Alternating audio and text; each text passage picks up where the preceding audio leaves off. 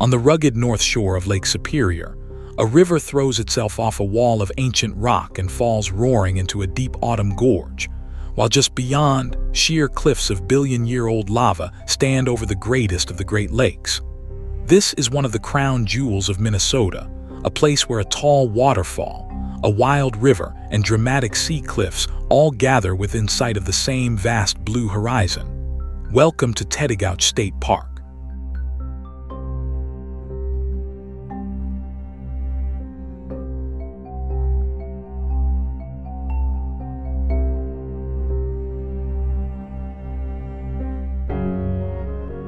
We are on the north shore of Lake Superior, near the small town of Silver Bay in northeastern Minnesota. Here the land rises steeply from the cold northern lake into a country of rocky ridges, deep river gorges, and dense northern forest. The park sits where the Baptism River cuts down through that high rock to meet the greatest freshwater lake on Earth, a meeting of river, cliff, and open water like nowhere else in the state.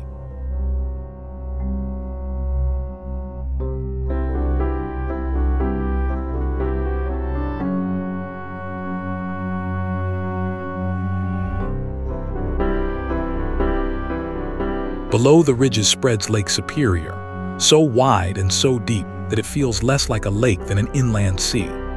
Its cold blue water stretches to a flat horizon, holding a tenth of all the fresh water on the surface of the planet.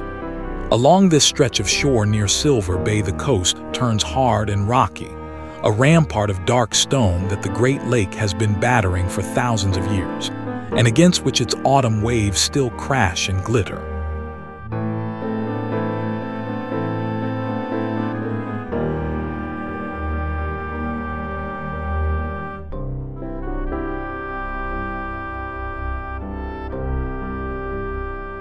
At the heart of the park is its crown, High Falls on the Baptism River. This is one of the tallest waterfalls contained entirely within Minnesota, a broad white curtain of water that pours over a lip of ancient rock and drops into a shadowed gorge below. Framed by blazing autumn maples and birches, the falls thunder with the whole gathered flow of the river, sending up a fine cold mist that drifts through the golden trees along the rim.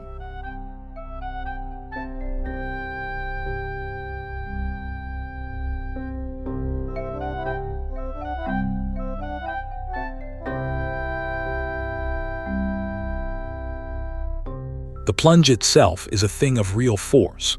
The water falls roughly 60 feet through a rugged rock gorge, carving down between dark cliffs that have been polished smooth by the endless rush.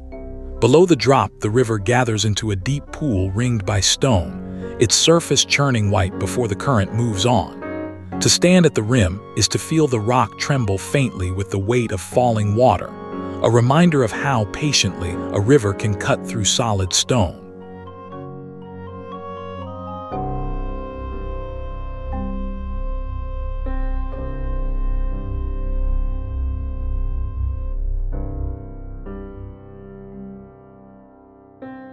The Baptism River is the artery of this whole landscape.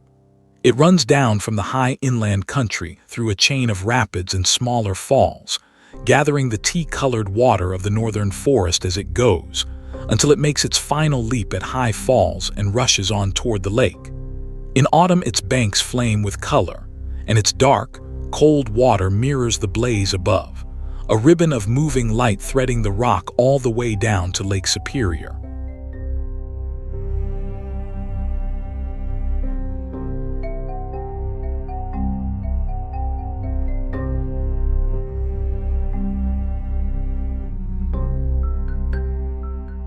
The rock that shapes all of this is astonishingly old.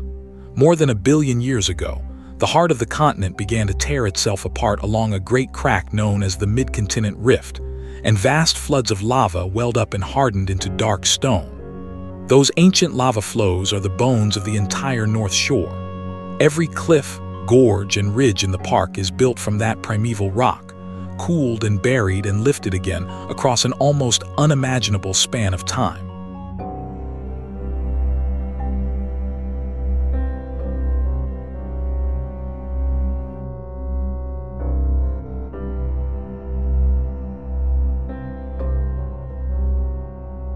From those old lava flows rise the Sawtooth Mountains, a low, ancient range of rocky ridges that runs along this coast in a jagged line. Worn down over the ages, they are not tall peaks but a series of hard stone shoulders that tilt toward the lake, their edges saw-toothed against the sky. In the crisp light of October, their forested slopes turn to a quilt of red and gold, rolling ridge behind ridge toward the deep blue water below.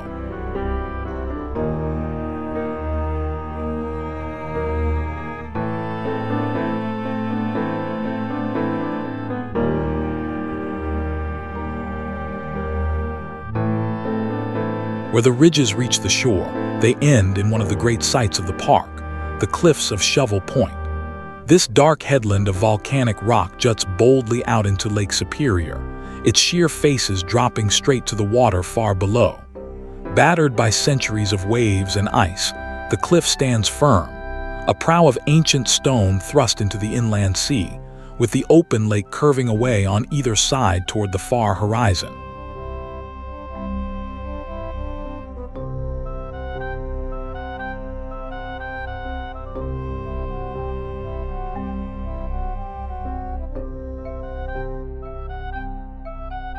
From the heights of Shovel Point, the coast opens into a sweeping panorama.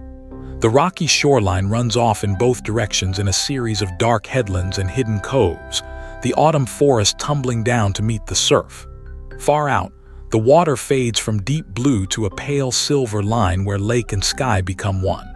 It is a view that gives the whole scale of Lake Superior at a glance, wild and cold, and seemingly without end.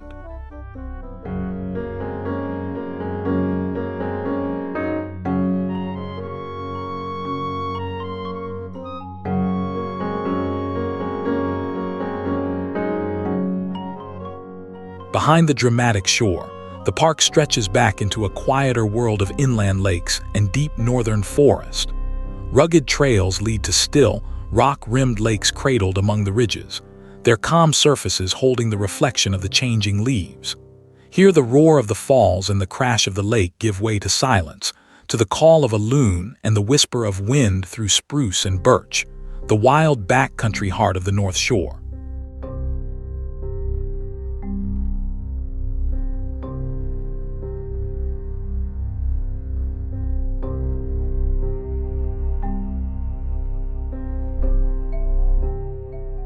Even the name of this place carries the history of the North Woods.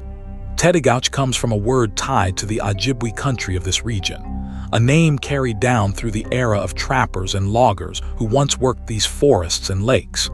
It speaks of a land long known and long traveled, held in the memory of the people of the northern lakes long before it became a park. Its very syllables an echo of the deep human story of this shore.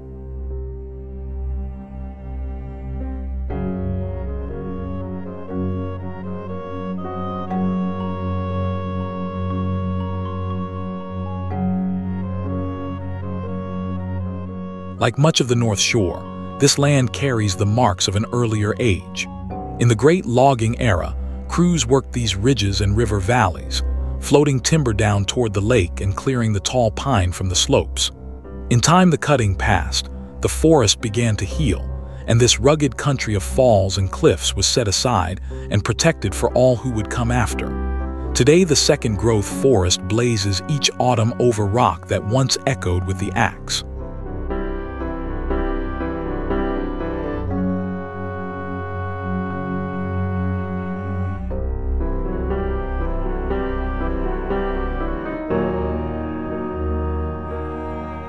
And it is autumn that crowns the whole park in glory. As the North Country cools, the maples turn to fire and the birches to gold, and the forest along the gorge and the ridges blazes with color above the cold blue lake. The contrast is unforgettable, warm red and amber woods pressed against dark volcanic rock and the deep, chilly water of Superior.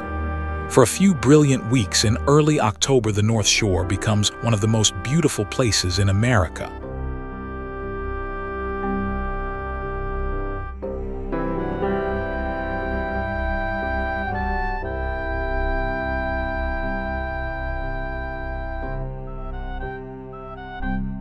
Beyond every ridge and cliff, The Great Lake is always there. Lake Superior sets the mood of this entire coast, cooling its air, feeding its rivers, and drawing the eye to the far horizon from every high rock. Cold, immense, and ancient, it holds the whole landscape in its presence. The falls, the gorge, the cliffs, and the flaming autumn woods all gathered on its rocky rim. To look out over that endless blue is to feel the true wildness of the North Shore.